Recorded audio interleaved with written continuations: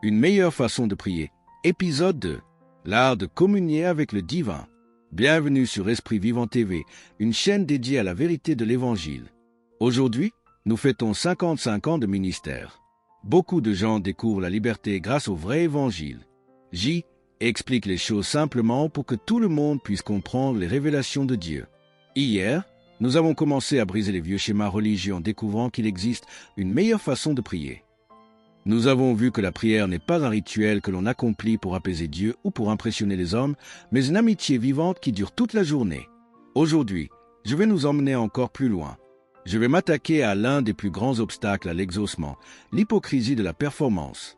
Avez-vous déjà eu l'impression que vos prières devaient être parfaites pour être entendues? Avez-vous déjà changé votre voix ou utilisé des mots compliqués pour paraître plus spirituel? Je partage avec vous une vérité libératrice. Dieu ne cherche pas des orateurs talentueux, il cherche des cœurs sincères. Dans cet épisode, vous allez découvrir comment passer de la prière de la tête, celle qui calcule et qui s'ennuie, à la prière du cœur, celle qui connecte réellement avec le ciel. Préparez-vous à laisser tomber vos masques religieux pour devenir surnaturellement naturel. 1. La différence entre la religion et la vraie connexion avec Dieu. Dieu cherche une connexion, pas une récitation. Les traditions peuvent rendre la parole de Dieu sans effet. Si la prière est juste une habitude ou une répétition, le cœur n'y est plus. Matthieu 6, verset 7 dit « En priant, ne multipliez pas de vaines paroles, comme les païens, qui s'imaginent qu'à force de paroles, ils seront exaucés. » Le sens profond, Dieu est un Père, pas un distributeur automatique. Il n'a pas besoin de formules magiques ou de prières de 3 heures pour vous remarquer. Il veut que vous lui parliez avec sincérité, comme à un ami proche. L'intimité du lieu secret. Le texte mentionne l'importance d'entrer dans sa chambre et de fermer la porte. Ce n'est pas seulement une question de lieu physique, mais de priorité du cœur. C'est là que la relation se construit, loin du regard des autres. Matthieu 6h6 souligne « Mais quand tu pries, entre dans ta chambre, ferme ta porte et prie ton Père qui est là dans le lieu secret. » Le sens profond, la tradition se montre en public pour être admirée. La relation se vit en privé pour être approfondie. C'est dans ce face-à-face que vous apprenez à reconnaître la voix de Dieu. La présence constante. Priez sans cesse. L'idée de la relation plutôt que la tradition est parfaitement illustrée. Il ne lui parle pas seulement 1 heure par jour heure fixe, il vit avec elle. Comment si nous parlons d'une femme et son époux? À Thessaloniciens 5, verset 17. Priez sans cesse. Le sens profond, la tradition dit, c'est l'heure de prier. La relation dit, je marche avec Dieu toute la journée. Prier sans cesse, c'est garder une conversation ouverte avec le Saint-Esprit pendant que vous cuisinez, travaillez ou conduisez. L'accès direct par l'esprit d'adoption. La tradition nous maintient souvent à distance de Dieu, nous faisant sentir indignes. Mais la relation nous place comme des enfants aimés. Romains 8, verset 15. Et vous n'avez point reçu un esprit de servitude, pour être encore dans la crainte, mais vous avez reçu un esprit d'adoption, par lequel nous crions « Abba, Père ». Le sens profond, Abba est un terme très affectueux, comme papa. Une relation vraie élimine la peur et la rigidité de la religion pour laisser place à l'amour filial. La tradition est extérieure, faire les bonnes choses. La relation est intérieure, être avec la bonne personne. Comme je le dis, si Dieu est toujours avec vous, limitez votre prière à un moment précis. C'est ignorer sa présence le reste du temps. Une meilleure façon de prier, comprenez que beaucoup de nos traditions religieuses sur la prière empêchent nos prières d'être efficaces. Jésus disait déjà que les traditions des hommes annulent la force de la parole de Dieu. Le problème est que beaucoup de gens prient, mais ne voient pas de résultat. Pourquoi? Parce qu'ils suivent des règles religieuses au lieu de chercher une vraie relation. Les hypocrites. Jésus disait qu'ils aiment prier pour être vus des autres. Ils veulent l'approbation des gens, pas celle de Dieu. La performance. Certains pensent qu'ils méritent une réponse de Dieu parce qu'ils ont passé beaucoup de temps à prier, par exemple 1 heure par jour. Ils utilisent la prière pour soulager leur conscience ou pour se vanter. 2. Parler à Dieu tout au long de la journée. Chercher l'approbation des hommes plutôt que celle de Dieu. L'hypocrisie consiste à utiliser la spiritualité comme un costume pour paraître saint aux yeux des autres. C'est transformer un moment d'intimité en une pièce de théâtre. Lorsque vous priez, ne soyez pas comme les hypocrites, qui aiment à prier debout dans les synagogues et au coin des rues, pour être vus des hommes. Je vous le dis en vérité, ils reçoivent leur récompense. Si vous priez pour que les gens disent « Waouh, quelle belle prière !» vous avez déjà votre récompense, les compliments des gens. Mais Dieu n'écoute pas cette prière car elle ne lui est pas adressée. C'est un discours pour le public, pas un dialogue avec le Créateur. Le piège de la performance temporelle. Beaucoup pensent que plus la prière est longue, plus elle est efficace. On transforme la prière en une épreuve d'endurance. Prier 1 heure, 2 heures, pour se sentir fier de soi. Ecclésiaste 5h2. Ne te presse pas d'ouvrir la bouche et que ton cœur ne se hâte pas d'exprimer une parole devant Dieu, car Dieu est au ciel et toi sur la terre. Que tes paroles soient donc peu nombreuses. Moi et Dieu s'ennuyaient pendant ces anciennes séances de prière chronométrées. La performance crée de l'autosuffisance. On pense que Dieu doit nous répondre parce qu'on a fait des efforts. C'est l'opposé de la grâce. On ne mérite pas une réponse, on la reçoit par la foi. La justice propre, se croire meilleur que les autres. Le piège de la performance conduit souvent à se comparer aux autres, comme l'homme qui est venu voir pour savoir ou demander « Combien de temps pries-tu » Luc 18, versets 11 à 12, la parabole du pharisien et du publicain. Le pharisien, debout, priait ainsi en lui-même. « Ô Dieu, je te rends grâce de ce que je ne suis pas comme le reste des hommes, je jeûne 2 fois la semaine, je donne la dîme de tous mes revenus. » Le pharisien ne priait pas Dieu, il priait en lui-même pour faire la liste de ses bonnes actions. Quand nous utilisons la prière pour nous sentir plus spirituels que notre voisin, nous tombons dans ce même piège. Dieu est touché par l'humilité du cœur, pas par notre CV de chrétien. Les traditions qui bloquent la puissance de Dieu. Sachez que nos concepts religieux sur la prière sont parfois comme des vaches sacrées qu'on n'ose pas toucher, mais qui empêchent nos prières d'aboutir. Marc 7, verset 13. Anéantissant ainsi la parole de Dieu par votre tradition, que vous avez établie, et vous faites beaucoup d'autres choses semblables. Si vous priez selon des traditions humaines, langage compliqué, gestes rituels obligatoires, sans que cela vienne du cœur, votre prière perd sa force. La puissance de la prière ne vient pas de la forme que vous lui donnez, mais de la vérité de la parole de Dieu sur laquelle vous vous appuyez. L'hypocrisie et la performance transforment la prière en une corvée ou un spectacle. Je vous invite à abandonner ces masques pour devenir simplement des enfants qui parlent à leur père.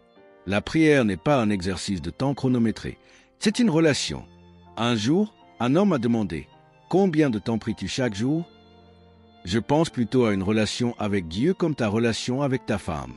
Tu passes toute la journée avec elle. Vous vous parlez pas 24h/24, mais vous êtes ensemble. C'est la même chose avec Dieu. Les points clés à retenir. Prier sans cesse. Cela ne veut pas dire être à genoux toute la journée. Cela signifie garder une connexion constante avec Dieu dans tout ce que l'on fait, en conduisant, en travaillant ou avant de dormir. La prière de conversation.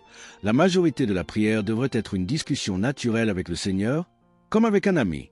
Sortir du cadre religieux. Si votre vie est séparée entre un moment religieux de 30 minutes et le reste de la journée où vous oubliez Dieu, vous passez à côté de l'essentiel. La prière n'est pas une corvée ou une règle à suivre pour que Dieu nous aime. C'est une amitié constante. Ne vous sentez pas coupable si vous ne respectez pas un minuteur. Cherchez plutôt à vivre chaque moment avec lui. 3. La prière qui vient du cœur, pas de la tête. Un jour, j'étudiais la Bible et passais un moment génial avec Dieu. Mais je me suis rendu compte qu'il ne me restait que 15 minutes avant mon heure de prière officielle. Je me suis senti mal et j'ai dit à Dieu, « Seigneur, je déteste ce moment de prière parce que c'est long et ennuyeux, alors que j'adore ce que nous partageons en étudiant ta parole là maintenant. » Et là, Dieu m'a répondu avec humour, « Ne t'inquiète pas Andrew, moi aussi je m'ennuie 30 minutes avant que ton heure de prière commence. » Pourquoi faisons-nous des choses qui ne plaisent ni à nous, ni à Dieu? Si la prière devient une corvée, une règle religieuse ou un effort pénible, ce n'est pas ce que Dieu veut. Lire la Bible, c'est prier. Quand vous lisez la Bible avec votre cœur, vous êtes déjà en train de prier. Vous remerciez Dieu pour ce qu'il vous montre, vous lui parlez de ce que vous lisez. C'est une conversation. Le cœur contre l'intelligence. On utilise sa tête pour lire les mots, mais c'est avec le cœur qu'on comprend le message de Dieu. Si vous ouvrez votre cœur, Dieu vous montrera les traditions religieuses inutiles qui bloquent votre vie. Arrêtez de vouloir impressionner les autres. Dans l'évangile de Matthieu, chapitre 6, verset 6, Jésus dit d'entrer dans sa chambre et de fermer la porte pour prier en secret. Ce que cela signifie vraiment. Ne cherchez pas l'applaudissement. Le but n'est pas que les gens disent « Waouh, quelle prière magnifique !» Si vous priez pour que les gens vous admirent, alors leur admiration sera votre seule récompense. Dieu, lui, ne vous répondra pas. Restez vous-même. Beaucoup de gens changent de voix ou utilisent un langage très ancien et compliqué dès qu'ils commencent à prier en public. Ils essaient de paraître spirituels. Mais Dieu veut que vous lui parliez normalement, avec vos propres mots. La prière en groupe est bonne. Jésus a prié en public. Le verset sur la chambre secrète ne veut pas dire qu'il ne faut jamais prier avec les autres. Cela veut dire ne priez pas pour frimer. La prière n'est pas une performance. Ce n'est pas une question de vocabulaire parfait ou de temps chronométré. C'est un échange sincère entre vous et Dieu. Que vous soyez seul ou avec des amis, parlez à Dieu avec votre cœur, simplement, comme à un Père qui vous aime. 4. Soyez surnaturellement naturel. Comprenez que nous utilisons notre tête pour lire les mots, l'information, mais que la prière se passe au niveau du cœur, la révélation. Si vous priez seulement avec votre tête, vous analysez des concepts. Si vous priez avec votre cœur, vous rencontrez une personne. Éphésiens 1, versets 17 à 18. Afin que le Dieu de notre Seigneur Jésus-Christ vous donne un esprit de sagesse et de révélation dans sa connaissance et qu'il illumine les yeux de votre cœur. On ne peut pas percevoir Dieu avec son cerveau. Votre intelligence est utile pour lire la Bible, mais c'est votre cœur qui voit la vérité.